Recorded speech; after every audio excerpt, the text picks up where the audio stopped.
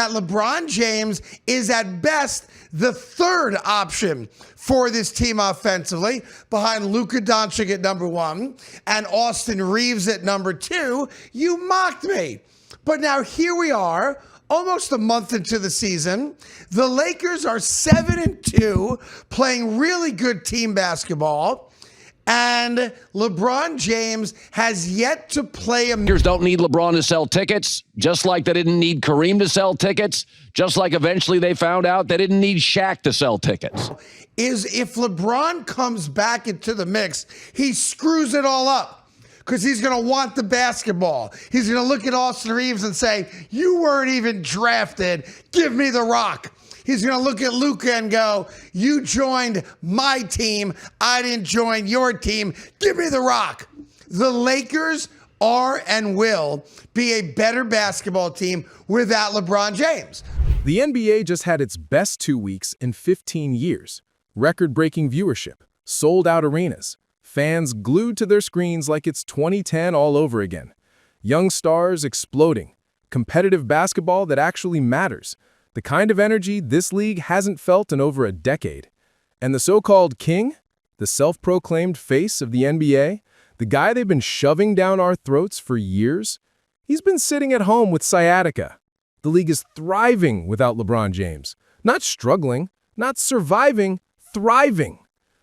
2 weeks into the 2025-26 NBA season, and the viewership numbers just dropped like a bomb on every talking head who's been force-feeding us the LeBron narrative for the past decade. The first 2 full weeks of nationally televised games are pulling ratings we haven't seen since 2010. Let that sink in. 2010, when Kobe Bryant was still the king of this league. We're talking about a 92% increase from last season. 92%. Opening night alone brought in 5.61 million viewers, numbers that look suspiciously similar to what the NBA Finals have been drawing recently. You know, those finals that were supposed to showcase the greatness of the LeBron era? Here's the uncomfortable truth that nobody in the mainstream media wants to touch. Last year, regular season viewership across national platforms dipped to 1.53 million viewers per game. That was down 2% from the year before. To put that in perspective, the WNBA was generating around 1.22 million viewers per their national slate. When the WNBA starts closing in on your numbers, Houston, we have a problem. But apparently, we don't have that problem anymore because LeBron James isn't playing. On October 9th, the Lakers announced that their 40-year-old forward would miss 4 to 6 weeks with sciatica on his right side. Old guy injury. He's just old. Everybody gets old. Yeah, he says a sciatica. You know what that means, Dan? Yeah, I know his back hurt. All old people back hurt. Dan, all old people back hurt. You can dress it up like a sciatica. You can come up with all these medical terms. LeBron is old. Harsh? Maybe. Accurate?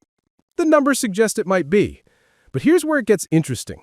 Some are calling this injury exactly what it looks like. A protest. A last-minute convenient ailment that nobody can quite pinpoint. How did it happen? When exactly? How severe is it really? For the first time in LeBron's career, he wasn't at the center of the Lakers' universe this summer. No extension, just a one-year deal. Nothing guaranteed after the season. The writing was on the wall. The LeBron James era in LA was ending. And how does the self-proclaimed king respond to being told he's not the guy anymore? With a mysterious injury that keeps him sidelined while the league discovers something remarkable. The Lakers are 8-3, 4th place in the absolutely stacked Western Conference. They're running a top 10 offense, and on defense, wait for it, they're actually serviceable.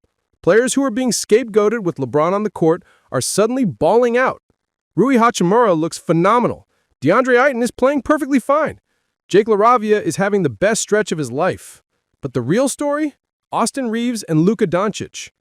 By the fact that people started acknowledging it's now Luka's team. Luka's the number 1 option. Luka's the better player. And by the way, he is, because he's 20 years younger than LeBron. He's the best player on the Lakers. Reeves is averaging 31 points and 9 assists per game. 31. Luka's putting up numbers that sound fictional. Nearly a 37-point triple-double average. Together, they're combining for 72.2 points, 17.6 assists, and 16.6 rebounds per game, shooting above 51% from the field. Reeves has already dropped 50 once this season. These two have developed chemistry in 4 or 5 games that looks like they've been playing together for a decade. And here's the stat that should make every LeBron defender uncomfortable. Looking at the 2025 Lakers plus-minus numbers, 5 players averaged 30-plus minutes per game. Reeves, plus 195. Luka, plus 176. Rui, plus 158. Anthony Davis, plus 21. LeBron James, minus 54. Negative, in the red. The only starter dragging the team down statistically. Sure, plus-minus on a game-by-game basis can be noisy, but over 50-plus games, that's not noise. That's signal. That's a 41-year-old player who, despite putting up numbers that look great on a stat sheet, is actively hurting his team's chances of winning. Here's another number that tells the real story. Last year, LeBron James was one of the slowest players in the entire NBA. Not just slow for his age, slow, period. Second slowest in overall speed, 4th slowest in offensive speed, 4th slowest in defensive speed. The man was a snail walking through games, and we all saw it. The infamous LeBron jogged back on defense while his teammates scrambled to cover for him in a 4-on-5 situation. How many times did we hear the excuse? Backfires because the Lakers are 7-2. Now you've got no choice but to really double down on the sciatica because you got trumped. You got trumped because the Lakers are 7-2 and my plan's working out. He never plays. While LeBron practices with the Lakers' G League affiliate, yes, you read that right, he's actually working out with the G League squad. The NBA is experiencing something special, a renaissance, a return to competitive basketball that actually feels competitive. Nikola Jokic, the best player on the planet, is having a career year for the 6th consecutive season. Giannis Antetokounmpo is as dominant as ever. Victor Wembanyama is leading the Spurs to the 2 seed in the West. The Oklahoma City Thunder, who won 68 games last year, are 11-1 and look like they might chase down 70 wins this season. The young Detroit Pistons behind Cade Cunningham are 9-2 and leading the Eastern Conference. Story after story, storyline after storyline. All good, all compelling, all happening because the NBA is finally able to breathe without the weight of the forced LeBron narrative crushing everything else. LeBron isn't just a player past his prime. He's become the symbol of everything that went wrong with the NBA over the past decade. Player empowerment run amok. Load management. Stars playing fewer and fewer games while demanding higher and higher salaries. Defense becoming optional. Competition becoming secondary to narratives and super teams. LeBron led a decade-long push to depreciate the entire NBA as a whole, water down the competitiveness, and while he might not be solely responsible for every problem plaguing the modern NBA, he was the face of it. He was the standard bearer, the trendsetter. Now, LeBron is nearing a comeback. He could be back as soon as next week, right within that 4 to 6 week window originally projected. And when he returns, what happens to the Lakers? Luka's touches go down. Reeves' touches evaporate. LaRavia and Rui go back to being role players. The monkey wrench gets thrown into a system that's been humming along beautifully without him. The Lakers' slim championship hopes, they vanish. Because you can't win with 3 ball-dominant players who all need 20-plus shots to be effective. Luka needs the ball to get his 40. Reeves needs the ball to get his 30. LeBron needs the ball to get his 25. That's not a championship formula. That's a recipe for first-round disappointment. Here's what nobody wants to say out loud, but everyone's thinking. LeBron James at 41 is playing for himself, not the team. He's pacing himself, not to be fresh for the playoffs. We've seen how that's worked out, but to accumulate numbers, to pad stats, to protect whatever remains of his legacy. He doesn't play defense because he's saving himself. He dominates the ball because he needs his assist numbers. He shoots volume because he needs his points. None of it is geared toward winning. It's all geared toward LeBron.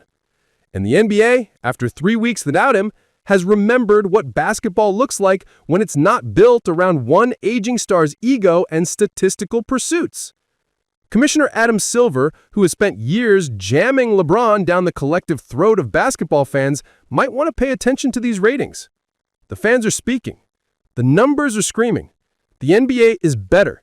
significantly better without its supposed face. LeBron James turns 41 in December. The end is near, whether he wants to admit it or not. And these 3 weeks have shown us something that should have been obvious years ago. The NBA doesn't need LeBron James anymore. Of just why he ain't the GOAT, never was, never will be. Sitting there on the sideline, wah! Luka's the best player, wah! Austin Reeves is the second best player, wah! What about me? What about everything I've done? Dude, just relax. Good. Giannis overtook LeBron as the best player in the league back in 2019-2020. Jokic ascended past both of them in 2021-2022. LeBron hasn't been a top 10 player for several years, despite what the mainstream media keeps trying to sell us. He hasn't been the best player on his own team for even longer. The Lakers made it clear this summer, the LeBron era is over. No extension, 1 year left, then nothing guaranteed. For the first time in 2 decades, LeBron James isn't the center of anyone's universe. And you know what? The universe is doing just fine without him. Better than fine, actually. The NBA is thriving. Young stars are emerging. Competition is back. Defense matters again. Teams are actually trying during the regular season. The product on the court is compelling in a way it hasn't been since before LeBron started his super team experiment in South Beach. Will LeBron come back and prove everyone wrong? Will he suddenly rediscover the defensive intensity and competitive fire that made him great? Will he accept a reduced role and help the Lakers make a legitimate title run? History suggests no. The past 3 years suggest no. The minus 54 plus minus suggests no. But here's what we know for sure. For 3 glorious weeks, the NBA got to imagine life after LeBron. And what they found was a league that's healthy, exciting, competitive, and drawing the best ratings in 15 years. The NBA is ready to move on from LeBron James. The question is whether LeBron James is ready to move on from the NBA. Because right now, only one of those things matters for the future of basketball. And it's not the 41-year-old practicing with the G League squad.